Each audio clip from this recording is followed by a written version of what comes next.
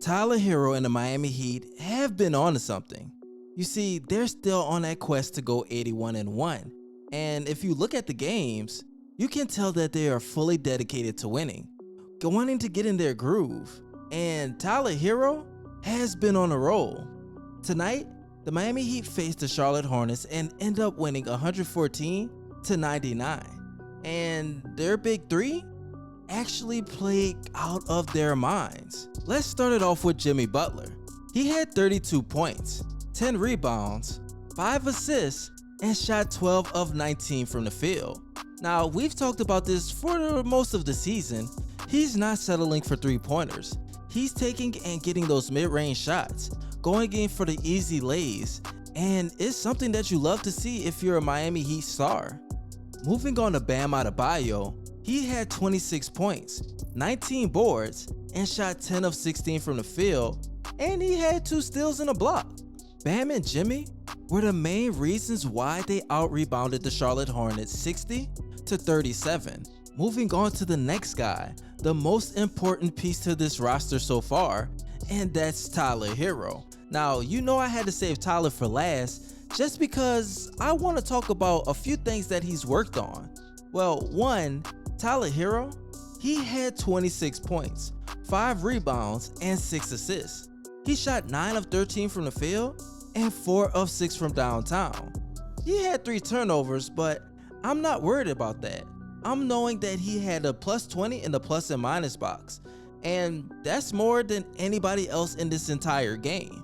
Now, like I've said in the last few videos, Tyler Herro has worked on his game. Nobody cared about the preseason, but he took it seriously.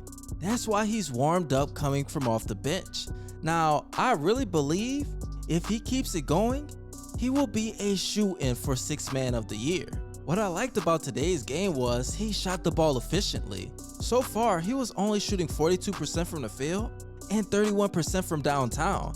And I know he was scoring the basketball at a high rate, but his shooting ability, his efficiency is what matters the most. His confidence is there. I like that. But at the same time, he has to get in the rhythm. He has to know that this team is solely depending on him whenever it comes down to getting those bench points.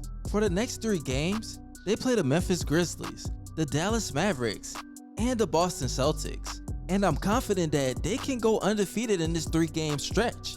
Now, what I want to see is whenever they get to those, I would say lower seeded teams, I want them to build on the confidence of Tyler Herro even more and these other bench players.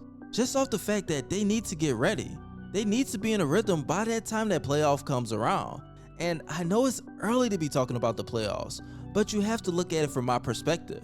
They know that they will be there. The Brooklyn Nets, even though they won tonight, without Kyrie, it just doesn't seem right. James Harden had a good game, but you can tell that Rule is really affecting him. So in my eyes, the Miami Heat are the favorites to win the Eastern Conference.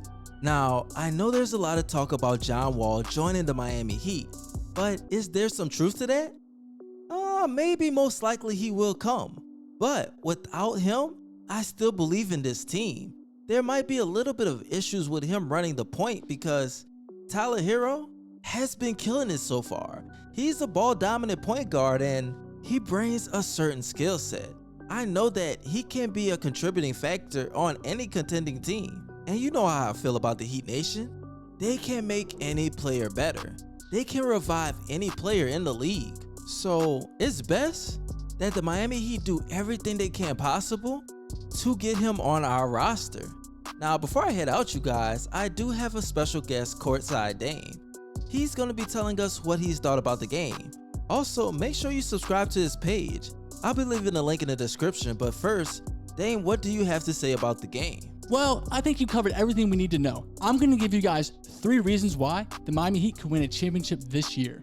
The Heat's rebounding game is off the charts. Bam Adebayo is averaging more than 14 rebounds per game. Miami's bench is no joke. Tyler Herro coming off the bench is scoring over 22 points per game.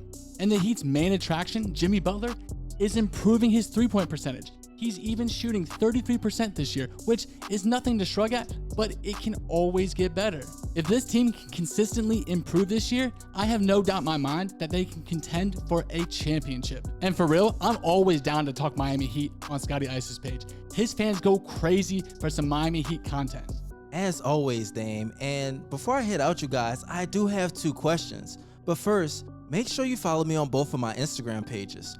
Once I reach 1,100 followers, I'll be giving away an NBA jersey of your choice. And once I reach 5,000 subs on the channel, I'll be giving away another NBA jersey. All you have to do is comment Miami Heat in my DMs. Now, the 2 questions I have for today is, 1. Do you think Tyler Herro will be the 6th man of the year if he continues to play at this level?